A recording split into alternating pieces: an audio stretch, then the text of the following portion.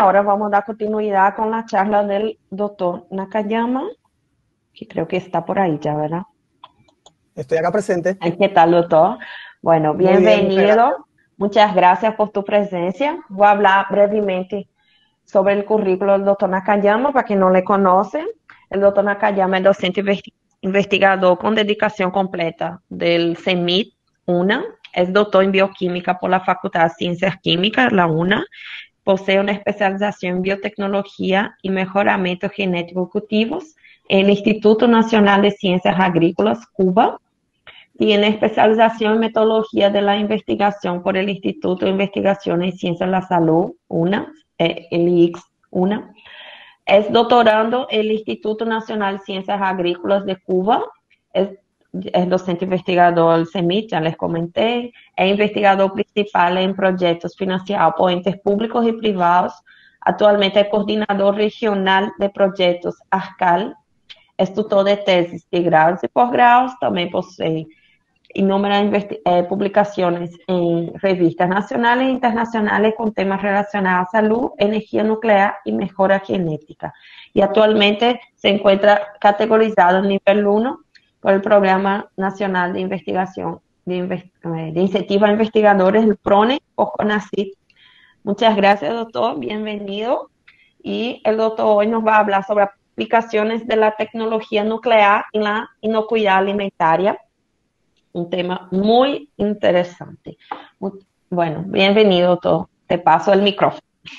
Ok, muchísimas gracias, Juliana. En primer lugar, quiero agradecer la invitación a participar de esta jornada, que me parece de vital importancia para el país y la región. También quiero agradecer en realidad la invitación y felicitar a todos las que están trabajando en este tema por las presentaciones que se están realizando y toda la infraestructura que estamos viendo. Yo voy a hablar un poco de un tema que puede darnos hasta miedo, porque vamos a hablar de la utilización de tecnología nuclear, y justamente en estas presentaciones anteriores están hablando de un tema que está muy vinculado a lo nuestro. Nosotros cuando hablamos de la tecnología nuclear, en realidad, como le decía, vemos como algo negativo en la percepción de la gente en general. Es una percepción negativa. ¿Por qué? Porque tenemos antecedentes de, en primer lugar, nos viene a la mente el accidente de Chernobyl, que fue una planta nuclear en la Unión Soviética, que tuvo resultados catastróficos, ¿verdad? Y anterior a eso, siempre que hablamos de tecnología nuclear nos referíamos a bombas, nos referíamos a guerra, ¿verdad? La experiencia que tuvimos con las bombas en Hiroshima y Nagasaki, que hasta ahora existen museos donde muestran todo lo que se sufrió en esa época. Entonces, hay por supuesto, una tendencia del Organismo Internacional de Energía Atómica, que es una oficina de las Naciones Unidas, de desarrollar actividades que puedan ser utilizadas en beneficio de la población y dejar la utilización de usos bélicos para una aplicación muy pequeña de lo que es la tecnología nuclear.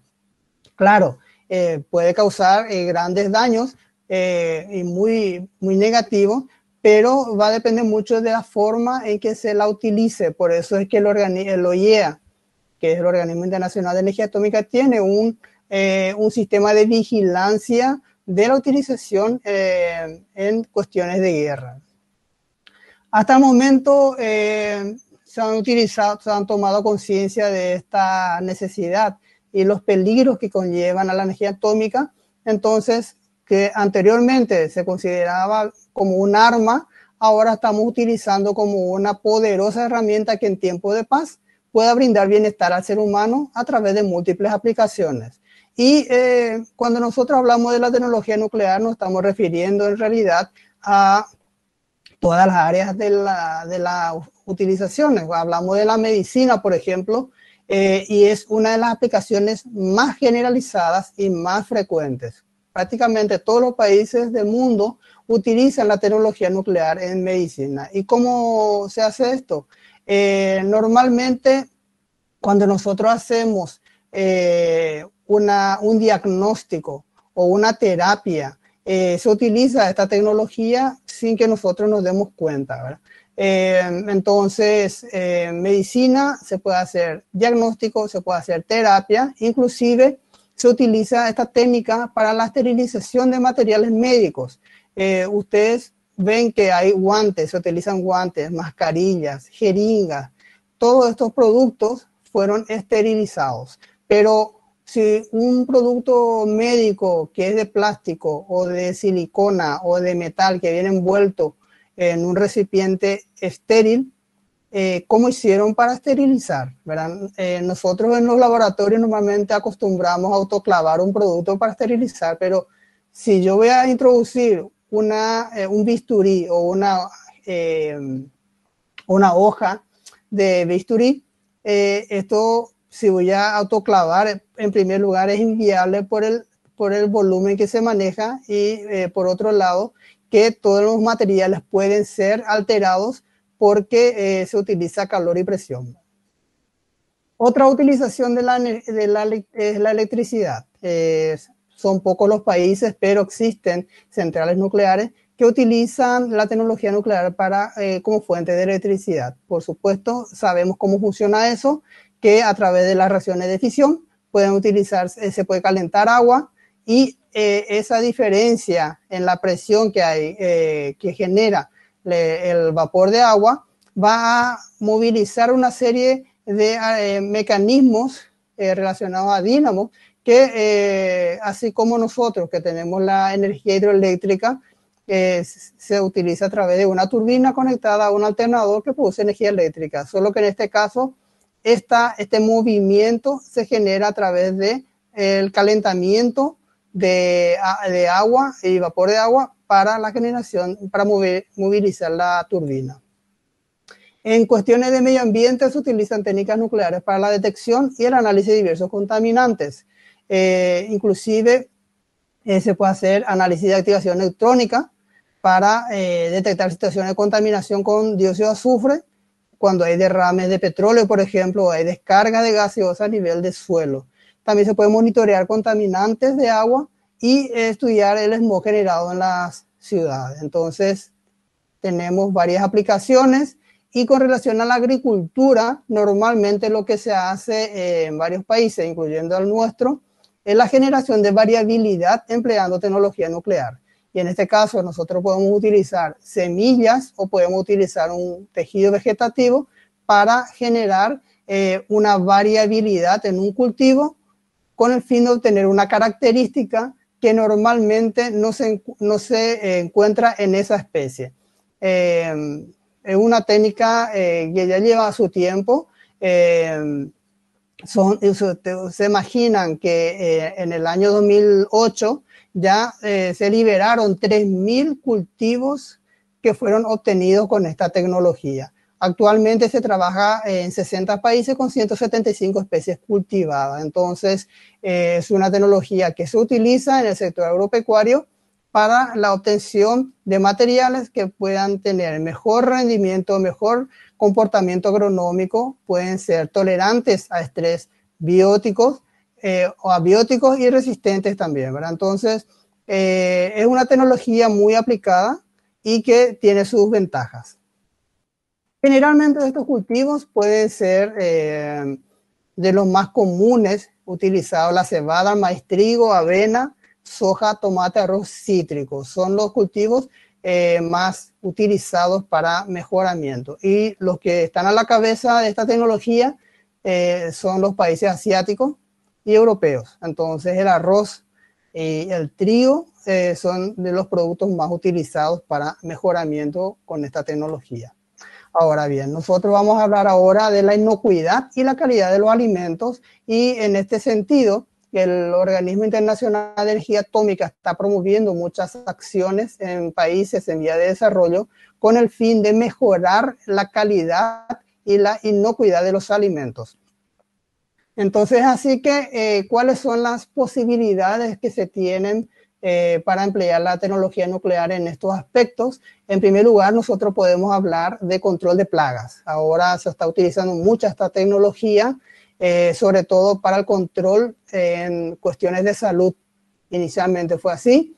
Nosotros tenemos cada tanto unas epidemias de dengue que pueden ser controladas con este sistema. ¿Qué es lo que se hace? Es esterilización de larvas de insectos, que en este caso se utiliza una esterilización, se logra una esterilización del insecto, del macho, y en este caso entonces el sistema es así, se liberan estos insectos machos estériles y por competencia entonces va disminuyendo la población de insectos porque en primer lugar no genera descendencia, entonces cada vez por competencia se van apareando los insectos, pero no dejan de descendencia. Entonces nosotros podemos hacer el mismo sistema con el mosquito de Aedes aegypti, que se utiliza normalmente para dengue, zika, chikungunya, se utiliza también para la mosca de la fruta en el caso de cultivos, y también se utiliza en el sector agropecuario esterilizando larvas del gusano barrenador. Entonces, muchas aplicaciones en el control de plagas. Con relación a la detección de productos en alimentos, se habla mucho ya en estos seminarios de los contaminantes químicos y de microorganismos que producen estas toxinas. Y en este caso, la detección de productos en alimentos como contaminantes, residuos de plaguicidas, se habló mucho de las micotoxinas, medicamentos veterinarios que se utilizan en la producción de carne, metales tóxicos, son todos componentes contaminantes que pueden ser detectados con la ayuda de tecnología nuclear. Y ustedes me van a decir, bueno, ¿estos análisis se hacen en Paraguay? Sí, se hacen. Nosotros tenemos la tecnología en el país, estamos capacitados para hacerlo, inclusive dentro de la universidad se está realizando. Y nosotros, así como en cuestiones de salud, nosotros podemos decir, bueno, tecnología nuclear, pero si nosotros estamos haciendo una detección con un equipo de cromatografía gaseosa que está conectada a un espectrómetro masa a masa, entonces estamos utilizando ya estas tecnologías. Entonces, todo este tipo de herramientas a nosotros nos sirven para la detección de productos contaminantes en alimentos. Entonces estamos hablando de dos aplicaciones. Por un lado, podemos disminuir la cantidad de insectos, de plagas que puedan alterar los alimentos. También entonces podemos detectar estos contaminantes en los productos alimenticios. Por otro lado, la tercera aplicación sería la irradiación directa del alimento. ¿Y qué es lo que se logra con esto? Se puede reducir las pérdidas posteriores a la recolección, es decir, el tratamiento post cosecha, y aumentar el periodo de conservación. Entonces, cuando nosotros, puse la imagen de banana porque nosotros somos exportadores de banana y de piña. Y suele haber momentos en los que tenemos buena producción de banana y piña, y tenemos problemas en la frontera. Entonces, como los productos salen en camiones, en contenedores, llegan a la frontera y empiezan a demorar muchos trámites para el ingreso de estos productos. Entonces, en ese tiempo de espera, muchas veces se producen alteraciones de estos productos porque son productos frescos, ¿verdad? Entonces, una de las aplicaciones muy importantes es que irradiando estos productos frescos, tanto frutas, carne, se puede irradiar, y eso hace que el tiempo de vida se prolongue hasta llegar al consumidor final. Entonces, con ciertas dosis de radiación gamma, que ya están predeterminadas para cada producto, se puede controlar entonces tanto insectos, gérmenes patógenos, y retrasa la maduración de fruta. Está bien.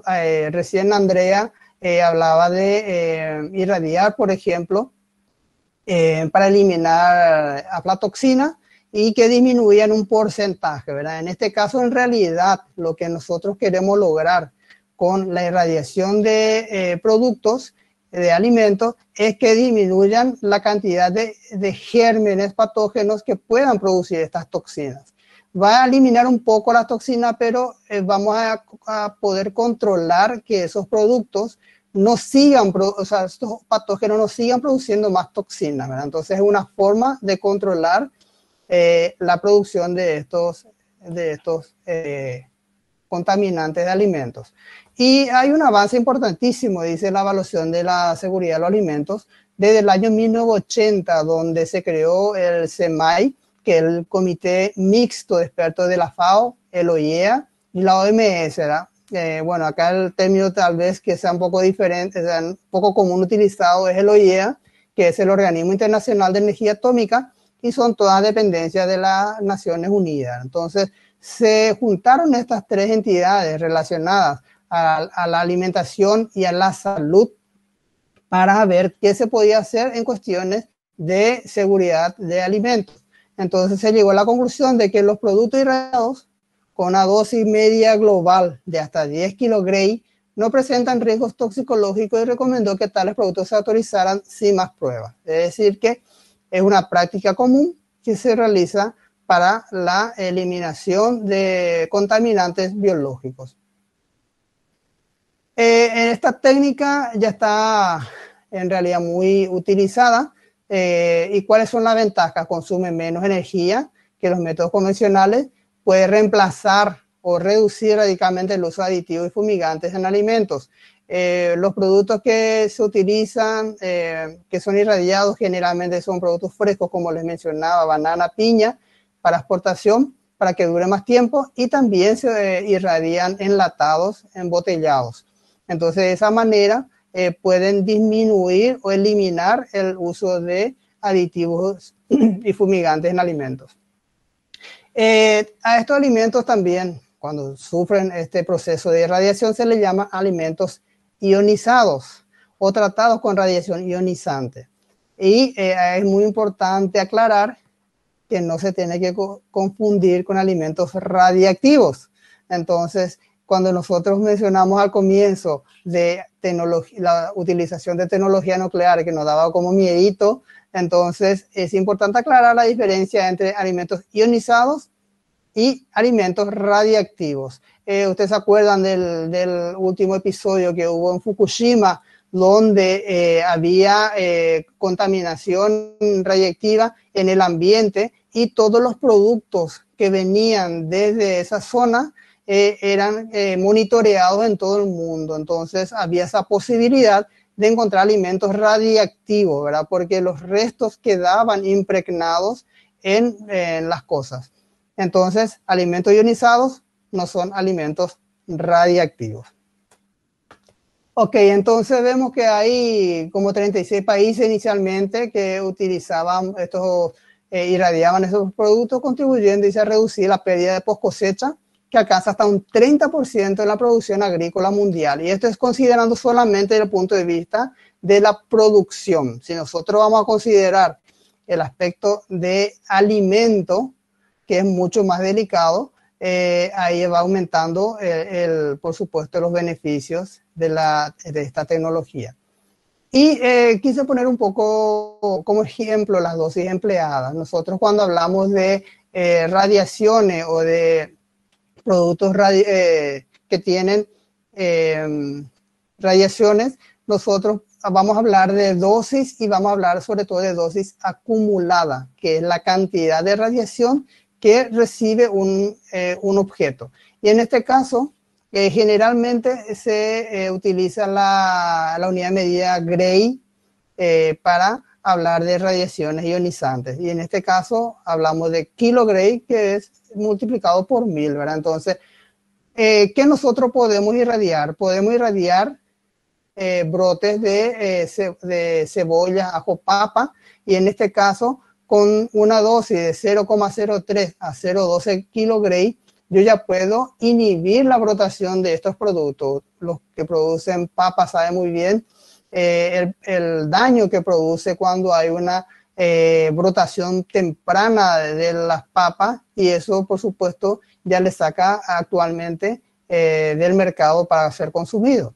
Entonces, es una aplicación en la inhibición de la brotación, sobre todo en papas, y cebolla y ajo, que a veces si la cebolla tiene un poco de, empieza a tener un poco de hoja, no es tan grave, pero sí las papas. ¿Sí? Con relación a la desinfestación de insectos, se utilizan dosis de 0,2 a 0,8 kilogray y es como, es para, sobre todo para frutas, durazno, manzana, banana. Y la desinfestación de parásitos se utiliza dosis de 0,1 a 3 kilogray y se utiliza mucho en cuestiones de mariscos, sobre todo. Cuando hablamos de reducción de la carga microbiana, las dosis pueden variar dependiendo del alimento y del organismo de 1 a 5 kilogray. Ustedes se dan cuenta que las dosis van en aumento. Y en este caso se irradia, por ejemplo, carne en general, habla, por ejemplo, de hamburguesa. En este caso, entonces utilizamos esas dosis para reducción de la carga microbiana. Y la reducción de hongos, dependiendo del alimento, las dosis pueden variar entre 1 a 10 kilogray, que son las dosis más elevadas que se utilizan en para irradiar alimentos. Y acá se irradia harina, maíz, café, generalmente son este tipo de productos lo que se utilizan para la reducción de hongos. Entonces acá estamos con un rango bien amplio de dosis y de tipo de organismo que puede ser eliminado utilizando esta tecnología.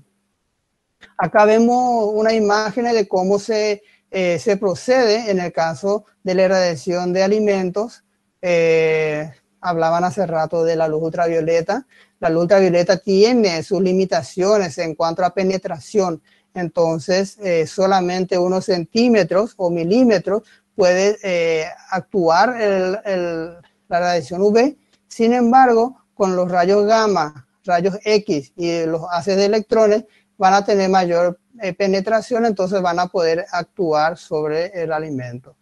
Entonces, acá justamente mencionamos las características de estas radiaciones. En general, no aumenta la temperatura de forma a que puedan ser utilizadas esta tecnología para irradiar, esterilizar o eliminar microorganismos sin aumentar la temperatura. Por supuesto, la temperatura, ustedes saben, cuando hablamos de alimentos, puede alterar mucho al producto. La penetración a través del envase, cosa que no se produce con otro tipo de radiaciones que son menos penetrantes. En este caso, sí no hace falta que el producto esté expuesto. Normalmente en los países que utilizan esta tecnología son irradiadores industriales donde se manejan grandes volúmenes y como mencionaba también hace rato la doctora Andrea Arrua, que en muchas ocasiones son inviables el hecho de hacer un tratamiento post cosecha donde se tenga que irradiar. Para este caso existen irradiadores industriales, que es lo que se utilizan para este tipo de trabajo.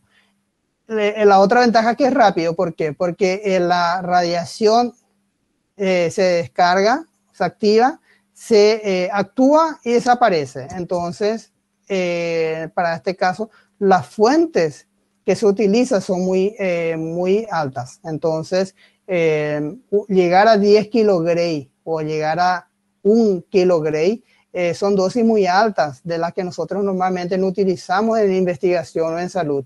Entonces, estas fuentes que se utilizan para fines industriales son diferentes, son especiales.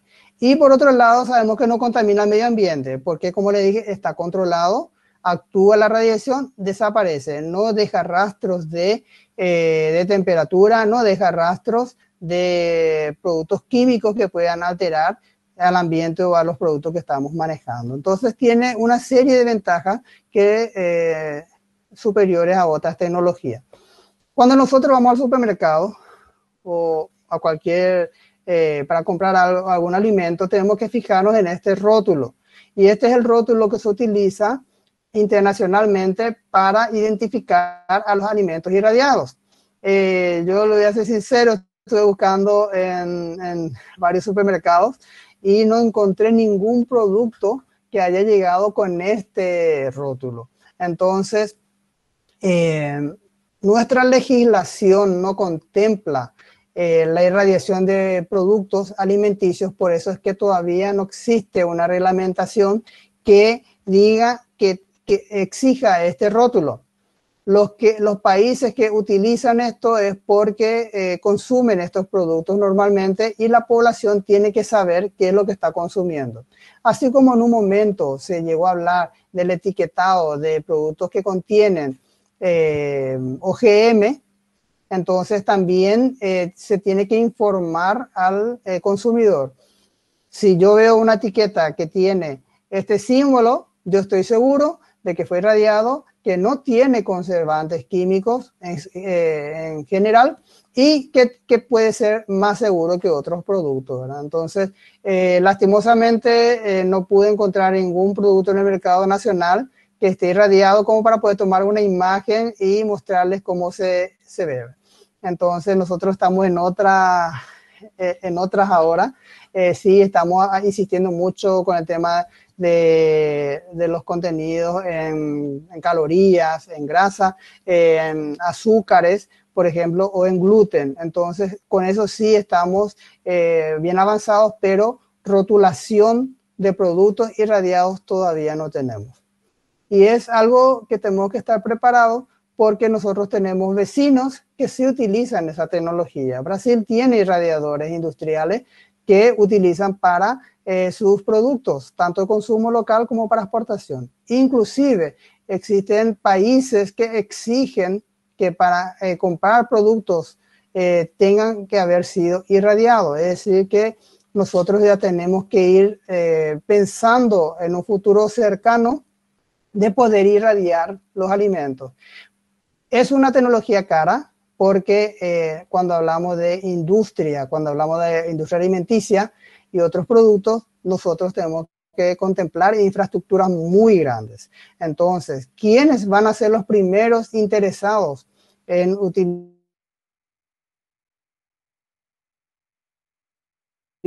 Pueden irradiar sus productos para consumo local y para exportación. La industria de alimentos envasados y también existe en Paraguay también industria de productos hospitalarios. Entonces, para la esterilización de esos productos hospitalarios, nosotros necesitamos someter también a radiación, que es una tecnología mucho más fácil, digamos, y menos contaminante. En la actualidad ya existen más de 135 centros de irradiación en 47 países que irradian alimentos. Entonces, en cualquier momento, tenemos que estar atentos que en cualquier momento vamos a encontrarnos con uno de estos. Ahora, ¿cuál es la situación en Paraguay? Nosotros hasta el momento que estamos utilizando en este sector con relación a la tecnología nuclear. Nosotros tenemos antecedentes de trabajo del año 2010 con mejoramiento genético de cultivos, generando variabilidad en ciertos cultivos de interés tanto socioeconómico como alimenticio. Iniciamos un proyecto con soja que tenía mucho apoyo por ser un cultivo que genera mucho ingreso al país y después, pero que es un cultivo prácticamente para exportación, ¿verdad? Entonces ahora nosotros ampliamos nuestro campo de acción y estamos trabajando con mejoramiento de poroto, de stevia, de maní y otros cultivos que sí son consumidos a nivel nacional. Por otro lado, también quería comunicar que nosotros tenemos un proyecto nacional que está financiado por el Organismo Internacional de Energía Atómica y consiste en la adquisición de un irradiador autoblindado. ¿Qué significa eso? Que nosotros vamos a contar, si Dios quiere, el año que viene, con un irradiador autoblindado que no necesita un búnker, con una construcción segura, normal, que tenga accesibilidad. Entonces nosotros ya podemos contar con un irradiador para investigación. Y los fines van a ser irradiar semillas, tejido vegetativo para mejoramiento de cultivo y también se va a utilizar para el área de salud, sobre todo porque va a estar instalado en el Instituto del Quemado, en el Senquer, en el Centro del Quemado en el Senquer, y desde ahí podemos utilizar, va a estar disponible el equipo. El Senquer lo que va a hacer es utilizar este equipo para irradiar tejido para trasplante de piel, nosotros también vamos a utilizar para irradiar sangre, para transfusiones. Entonces va a ser un equipo multipropósito y que una de las finalidades del proyecto también era la de empezar a irradiar alimentos y ver cuáles son las dosis y los protocolos de irradiación que nosotros podemos aplicar en el país. Pero eso sería a partir del año que viene ya de forma paulatina. Bueno, nosotros hablamos mucho de la tecnología nuclear y nosotros queríamos saber en un momento qué opinaba la gente. Entonces hicimos un trabajo que fue publicado en el año 2017 sobre percepción pública acerca de la tecnología nuclear aquí en el área de Asunción. Y tuvimos algunos resultados muy interesantes porque hicimos una serie de preguntas que tenían que ver con la tecnología en sí, en general, y al final hacíamos un poco de énfasis a la tecnología nuclear. Y obtuvimos muchísimos resultados, pero yo me voy a detener solamente en 2 o 3 que son los que están más vinculados a lo que estamos hablando ahora. ¿Cómo hicimos? Una encuesta en varios supermercados de Asunción que tomamos de acuerdo a los barrios, a la distribución de los barrios, y porque elegimos la boca de supermercado con las autorizaciones previas, por supuesto, porque considerábamos que en estos lugares recurren una población bien amplia del país, donde van gente de todas las posibilidades económicas. Va gente de clase alta, clase media, clase baja. Entonces, tomamos como punto de muestreo las bocas de los supermercados y hicimos una serie de preguntas. Algo que yo siempre recalco es que la gente, o sea, por supuesto, 18 años como mínimo tenías que tener el encuestado, mayor de edad, y si ustedes se fijan el grado de escolarización, solamente el 7% se quedó con la primaria. A partir de la secundaria, 43%, y universitaria y posgrado. Significa que nuestro grupo de encuestados tenían cierto nivel, digamos, de formación. Entonces, le hicimos una serie de preguntas. Por ejemplo, nos sorprendió que más del 90% se informa que este primer cuadro, esta primera torta, se informa antes de adquirir un producto. Es decir, que solamente el 8% no se ocupa de informarse del producto. También la lectura de la fecha de vencimiento, que solamente el 5% no lee nunca. La fecha de vencimiento significa que confía en el producto que ofrece el lugar de expendio.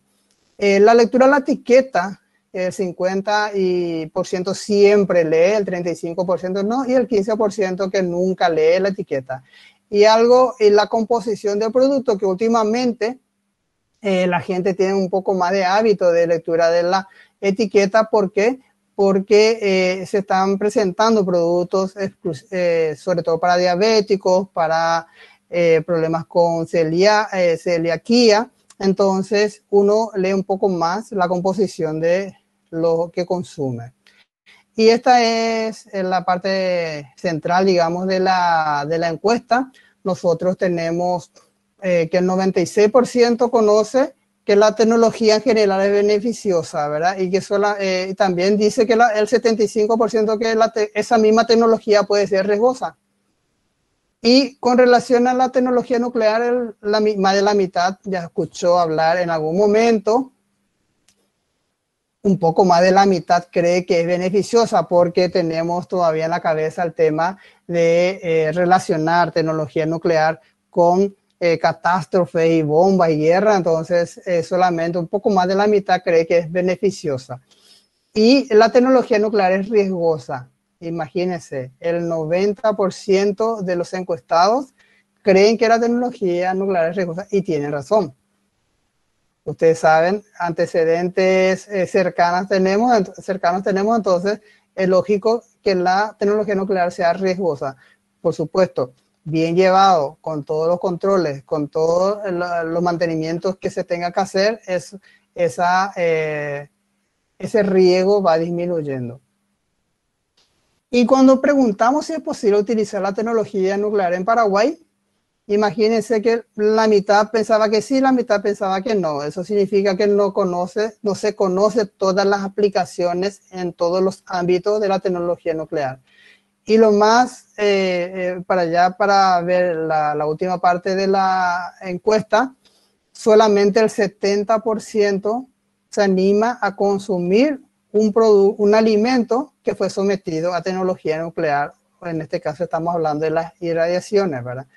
Entonces, es un trabajo que nosotros tenemos que hacer en educación para ver antes de utilizar esta tecnología, empezar a hacer educación de cuáles son los beneficios de la tecnología nuclear y sobre todo cuáles son los riesgos, porque eso no se puede esconder, no se puede esconder. Nosotros tenemos centrales nucleares que se estaban construyendo aquí en las ciudades vecinas de la Argentina y estábamos todos con pánico, ¿verdad? Entonces, si es que llegaba a haber algún accidente, nosotros estamos dentro de su radio de acción. Entonces, para nosotros es muy importante saber que si bien es una tecnología riesgosa, bien utilizada con todos los controles y los rigores, eso se minimiza. Y al final, entonces, podemos ver si podemos irradiar alimentos en Paraguay y poder aumentar nuestra exportación, aumentar nuestra calidad del alimento y que puedan estar mucho más tiempo disponibles. Y hasta aquí yo quería compartir con ustedes y escucho las consultas, las preguntas, a ver si podemos responder. Muchas gracias, Dr. Héctor, por tu participación tan importante en un tema tan importante y nuevo, entre comillas, ¿verdad? No sé si alguna consulta más o se quedó muy claro ya la información. O con miedo. O le asustaron más todavía. Me parece que sí. Yeah. Hay una estimación de... Consulta, dice Carlos Okay. Rodolfo. Perfecto. Todavía no consultó, pero ya vamos a esperar, Rodolfo. Bueno, mientras él escribe la consulta, quería aclarar que existen acciones, pero tiene que ser a nivel nacional, con un consorcio donde participe el sector privado, el sector público, donde se pueda invertir en un sistema de irradiación de alimentos, porque esto es a escala industrial y la inversión mínima que están realizando algunos países acá de la región es de $5 millones, que suena mucho, pero si nosotros vemos que normalmente en la noticia vemos que están manejando valores muy superiores, entonces algo que pueda beneficiar a la industria y a la exportación es algo que va a tener muchos beneficios. Creo que en otras charlas que ya participé contigo, ya habían comentado que muchas veces se van cargamento de acá hasta la Argentina, ¿verdad? Para pasar por el proceso, radiación para poder exportar. Inclusive, creo que una exposición tuya y la doctora Inocencia había escuchado sobre la harina, como el almidón. El almidón. Sí, nosotros si queremos irradiar tenemos que llevar a los vecinos, Argentina, Brasil, con lo que eso implica en costo, ¿verdad? Porque el proceso, si es un producto fresco que tiene que llegar hasta el centro de irradiación, lleva su tiempo y sus procesos. Y de ahí para salir. Sí, y generalmente se va muy lejos. Y por ejemplo, el almidón, donde se puede, ya que es nuestro tema, más mi tema de las micotoxinas, los hongos, sí, pues el tiempo que lleva, sí, también el almidón también está expuesto a se contaminar por micotoxinas. Bueno, acá consultó Carlos Rodolfo Fernández, en que dice, en caso que ya tengo el equipo acá en el país, ¿estaría incluyendo el etiquetado de los mismos los futuros productos tratados? Por supuesto, por supuesto. Inicialmente lo que se va a hacer con este irradiador que estamos adquiriendo es un irradiador para investigación, ¿verdad? Entonces no tiene mucha capacidad y para llegar a las dosis acumuladas que se necesitan van a tener que ser irradiadas por horas o algunos por días, ¿verdad? porque si vamos a llegar a más de 10.000, a 10 kilos Gray. Entonces, se van a hacer investigaciones, pero eso es necesario realizar en nuestro país. Una vez que se trabaja hacia la irradiación, hay que trabajar primero en educación y la gente tiene que saber qué está consumiendo. Y no me refiero solamente al etiquetado de irradiado, ¿verdad? Nos referimos a todos los tipos de alimentos que consumimos que tiene que tener el etiquetado que corresponde. Sí, se tiene que trabajar. Ok, muchas gracias, doctor. Acá dice Mabel Díaz y Laura Chaparro Aguilera, dice excelentes presentaciones, gracias a ustedes también por participar. Bueno, Monserrat Moreno consulta. Ya que mencionaste que en países vecinos ya utilizan esta tecnología, ¿sabrías el nivel de aceptación del producto por parte del consumidor en esos países? Mira, la aceptación es alta. La aceptación es alta. Hay estudios, así como hicimos nosotros, de percepción. Hicieron, por supuesto, en esos países antes, durante y después de aplicar la tecnología. Entonces, como es una tecnología limpia, digamos, para la producción de estos alimentos, tiene una aceptación muy alta. Por supuesto, implica, como le decía hace rato, mucha educación. Bueno, Eliana Chong dice, ¿qué se utiliza para irradiar? ¿Qué isótopos se utilizan para la irradiación? Pregunta Carlos Agustín. Creo que sería esa la pregunta. Sí, normalmente se utiliza como fuente cobalto 60, que es un isótopo radiactivo que genera radiación gamma. Es la que más se utiliza. Sí, y creo que todos los tipos de alimentos pueden pasar por eso, fresco. Todos, lo que se va a ir variando es la dosis que se le aplica y para ver qué tipo de contaminantes podría tener, ¿verdad? Si es un producto fresco que puede tener hongos o que puede tener bacterias, se trata de formas diferentes. Bueno, creo que para exportar ya se utiliza mucho eso, o sea, capaz no se hace en el país, como decir, pero se va en los países vecinos, se hace eso. Entonces, sería tratar de aplicar futuramente interno también, ¿verdad? Porque sería algo que iba a promover más seguridad para todos nosotros, en cuestión de la inocuidad alimentaria. Yo creo que están llegando productos, solo que algunos no están etiquetados. También. Como Paraguay no exige, entonces no es necesario. Pero si se exigiera acá en el país, probablemente muchos indiquen que fueron irradiados. Bueno, muchísimas gracias, doctor Héctor. A todos les encantaron también tu presentación, así como de la doctora Andrea y de la Yadira Parra. Muchísimas gracias a todos.